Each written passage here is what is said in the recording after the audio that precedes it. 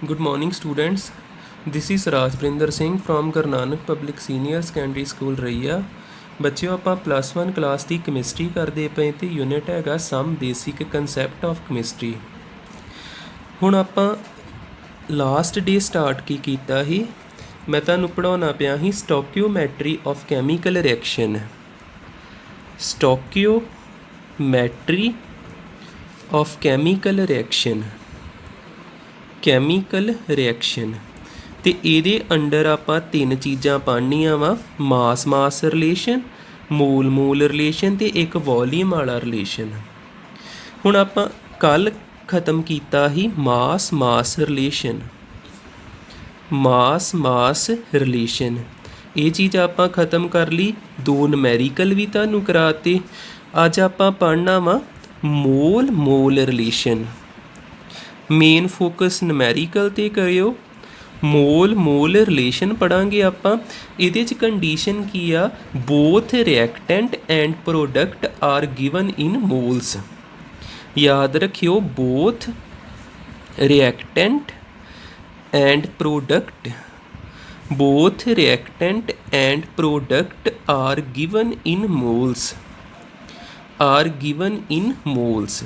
ਇਹ ਲਾਈਨ ਆਪੇ ਕਲੀਅਰ ਹੋ ਜੂਗੀ। ਕੁਐਸਚਨ ਦੇਖਿਓ, ਜਿੱਦਾਂ ਮੇਰੇ ਕੋਲ ਕੁਐਸਚਨ ਆ, ਕੀ ਲਿਖਿਆ ਵਾ, how much ammonia the formula ਹੁੰਦਾ NH3। How much ammonia is produced by 0.3 moles of hydrogen। 0.3 moles of hydrogen ਤੇ ਹਾਈਡਰੋਜਨ ਦਾ ਕੀ ਫਾਰਮੂਲਾ H2। ਜੇ ਤੇ ਹਾਈਡਰੋਜਨ ਐਟਮ ਕਿਹਾ ਫਿਰ ਕੱਲਾ H, ਹਾਈਡਰੋਜਨ ਮੋਲੀਕਿਊਲ ਕਿਹਾ, ਗੈਸ ਕਿਹਾ ਤੇ H2 ਪਾਉਣਾ ਹੁੰਦਾ ਆਪਾਂ। ਵੇਖੋ ਕੁਐਸਚਨ ਕਿੱਦਾਂ ਕਰਨਾ। ਪਹਿਲੋਂ ਤੁਹਾਨੂੰ ਰਿਐਕਸ਼ਨ ਲਿਖਣ ਦੀ ਪ੍ਰੈਕਟਿਸ ਹੋਣੀ ਚਾਹੀਦੀ ਵੀ ਅਮੋਨੀਆ ਬਣਦਾ ਕਿੱਦਾਂ। ਅਮੋਨੀਆ ਕਿੱਦਾਂ ਬਣਦਾ, ਨਾਈਟ੍ਰੋਜਨ ਪਲੱਸ ਹਾਈਡਰੋਜਨ ਦੋਨੋਂ ਰਿਐਕਟ ਕਰਦੇ ਤੇ ਕੀ ਬਣ ਜਾਂਦਾ, ਅਮੋਨੀਆ NH3। ਇਹਨੂੰ ਬੈਲੈਂਸ ਕਰੀਏ, ਇੱਕ ਨਾਈਟ੍ਰੋਜਨ, ਇੱਥੇ ਕਿੰਨੇ ਨਾਈਟ੍ਰੋਜਨ ਨੇ, 2 ਲਾ ਦੇਣਾ, ਇੱਥੇ ਨਾਈਟ੍ਰੋਜਨ 2 ਹੋ ਗਏ। ਹਾਈਡਰੋਜਨ ਦੇਖੋ, ਹਾਈਡਰੋਜਨ ਕਿੰਨੇ, 3 2 ਜਾਂ 6, ਇੱਥੇ ਕਿੰਨੇ 2, ਇੱਥੇ 3 ਲਾ ਦਾਂਗੇ, 3 2 ਜਾਂ 6। ਜੇਕਰ ਆਪਾਂ ਇੱਥੇ ਦੇਖੀਏ ਮੋਲ ਕਿੱਦਾਂ ਲੱਭਣੇ ਦੇ, ਇੱਥੇ ਗ੍ਰਾਮ ਵਗੈਰਾ, ਹੁਣ ਮਾਸ ਨਹੀਂ ਲਿਖਣਾ, ਉਹ ਪਿਛਲੇ ਪਾਰਟ ਵਿੱਚ ਹੀ। ਇੱਥੇ ਵੇਖੋ 3 ਹਾਈਡਰੋਜਨ ਦੇ ਮੋਲੀਕਿਊਲ, ਤੁਸੀਂ ਕਹਿਣਾ 3 ਮੋਲ ਆਫ ਹਾਈਡਰੋਜਨ। ਹਾਈਡਰੋਜਨ ਦੇ 3 ਮੋਲ ਆ ਤੇ ਅਮੋਨੀਆ ਦੇ ਕਿੰਨੇ ਮੋਲ ਬਣਦੇ ਪਏ, 2 ਮੋਲ। ਅੱਗੇ 2 ਲੱਗਾ ਨਾ, ਤੇ ਫਿਰ ਤੁਸੀਂ ਇੱਥੇ ਲਿਖ ਸਕਦੇ 3 ਮੋਲ ਆਫ ਹਾਈਡਰੋਜਨ। H2 ਪਾ ਦਿੰਨਾ ਹਾਈਡਰੋਜਨ ਨੂੰ, 3 mall of hydrogen gives 2 mall of ammonia. 2 mall of ammonia. ਹੁਣ 3 ਮੋਲ ਜਿਹੜੇ ਕਿੰਨੇ ਮੋਲ ਅਮੋਨੀਆ ਦੇ ਬਣਾਉਂਦੇ ਨੇ, 2 ਮੋਲ, ਤੇ 1 ਮੋਲ ਕਿੰਨੇ ਬਣਾਊਗਾ, ਇੱਥੇ 3 ਹਟਾ ਦਈਏ, 3 ਇੱਧਰ ਮਲਟੀਪਲਾਈ ਹੋਣ ਡਿਆ, ਉਧਰ ਜਾ ਕੇ ਡਿਵਾਈਡ ਹੋ ਜਾਊਗਾ, ਇੱਥੇ 1 ਰਹਿ ਗਿਆ। 1 ਮੋਲ ਆਫ ਹਾਈਡਰੋਜਨ ਗਿਵਸ ਤੇ 3 ਉਧਰ ਜਾ ਕੇ ਡਿਵਾਈਡ ਹੋ ਗਿਆ, 2/3 ਹੋ ਗਿਆ, 2/3 ਮੋਲ ਆਫ ਅਮੋਨੀਆ। ਪਰ ਆਪਾਂ 1 ਦਾ ਤੇ ਪਤਾ ਨਹੀਂ ਕਰਨਾ, ਆਪਾਂ ਨੂੰ ਕੁਐਸਚਨ 'ਚ ਕਿੰਨੇ ਦਾ ਕਿਹਾ, 0.3। ਜੇਕਰ ਆਪਾਂ ਕੁਐਸਚਨ ਵੇਖੀਏ ਸਾਨੂੰ ਕਿੰਨੇ ਮੋਲਸ ਕਿਹਾ ਵਾ, 0.3। ਆਪਾਂ 1 ਦੀ ਜਗ੍ਹਾ ਤੇ ਇੱਧਰ ਵੀ ਮਲਟੀਪਲਾਈ ਕਰਾ ਦਈਏ 0.3 ਨੂੰ 1 ਦੇ ਨਾਲ, ਤੇ ਦੂਸਰੇ ਪਾਸੇ ਵੀ ਆਪਾਂ ਮਲਟੀਪਲਾਈ ਕਰਾ ਦਿੰਨੇ ਆ 0.3 ਨੂੰ 2/3 ਦੇ ਨਾਲ।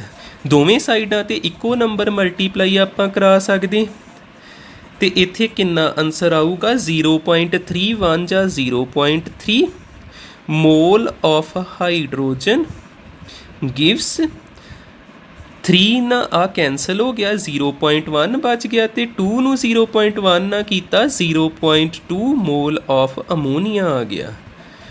ਠੀਕ ਹੈ, ਸਾਡਾ ਫਾਈਨਲ ਆਨਸਰ ਆ ਗਿਆ 0.3 mall of hydrogen gives 0.2 mall of ammonia. ਜੇ ਇਹ ਕੁਐਸਚਨ ਕਲੀਅਰ ਨਹੀਂ ਹੋਇਆ, ਇੱਕ ਕੁਐਸਚਨ ਹੋਰ ਦੇਖਿਓ। ਜਿਸ ਤਰ੍ਹਾਂ ਸਾਡੇ ਕੋਲ ਕੁਐਸਚਨ ਹੈਗਾ ਵਾ, ਕੁਐਸਚਨ ਆਪਾਂ ਕੋਈ ਲਿਖ ਲੈਂਦੇ ਆ, how much hydrogen chloride gas, how much hydrogen chloride gas is produced by 0.4 moles of chlorine, 0.4 moles of chlorine। सब तो पहलों जिद्दां मैं पिछले क्वेश्चन च कहा ही तुहानूं रिएक्शन लिखनी आउणी चाहिदी। देखो क्लोरीन जिहड़ी आ वो हाइड्रोजन क्लोराइड गैस किद्दां बनाउंदी आ, जिन्हों आपां ਪਹਿਲੋਂ तो देखो इनू हाइड्रोजन क्लोराइड गैस कहीदा, जदों ये पानी के कॉन्टैक्ट विच गैस आ जाती इनू हाइड्रोक्लोरिक एसिड कहीदा। हुण क्लोरीन का की सिंबल हुंदा वा Cl, ते क्लोरीन जिहड़ा ये डाई एटॉमिक मॉलीक्यूल आ ते Cl के पैर च 2 पा देना। हुण इन्हें हाइड्रोजन नाल रिएक्ट करके की बना देना hydrogen chloride gas, hydrogen chloride gas. Hydrogen भी गैस आ, क्लोरीन भी गैस आ, रिएक्ट करके इन्होंने बनाती हाइड्रोजन क्लोराइड गैस। इनू बैलेंस करिए, हाइड्रोजन किन्ने 2, हाइड्रोजन किन्ना 1, इत्थे 2 लाता, क्लोरीन 2 ते इत्थे 2 लाउण नाल क्लोरीन भी किन्ने हो गए 2। ते आपां हुण किन्नू किन्नू देखना, क्लोरीन नूं ते हाइड्रोजन क्लोराइड गैस नूं। इनू नहीं देखना आपां क्या इहदे अगे 1 लगा, आपां क्या 1 मोल क्लोरीन दा किन्ने मोल बनाउंदा वा 2 मोल हाइड्रोजन क्लोराइड दे। ते आपां इत्थे वर्डिंग विच लिखांगे 1 mole of chlorine, 1 mole of chlorine gives 2 mole of hydrogen chloride.